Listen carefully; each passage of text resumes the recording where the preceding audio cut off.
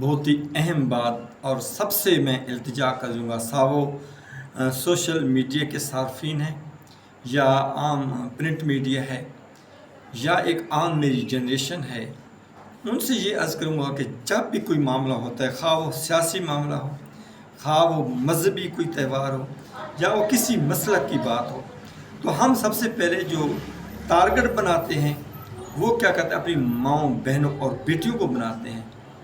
किसी का भी मसला हो तो खुदा के लिए ये सब के घरों में बहनें भी हैं, बेटियां भी हैं और माएँ भी हैं। ऐसे मामलात के अंदर माँओं, बहनों, बेटियों को मत इन्वॉल्व करें। खुदा के लिए आप मर्द हैं, आमने सामने आएँ, बातचीत करें।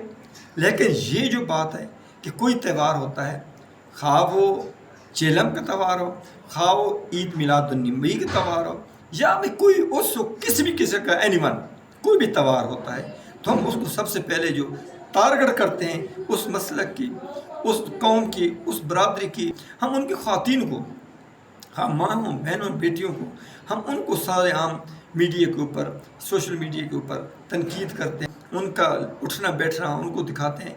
यार ये सबसे बड़ी हमारे कौम के ऊपर वबाल है। वो सिर्फ यही है कि हम औरत को खुद रुनमाई करते हैं। ये चीज़ें नहीं होनी चाहिए।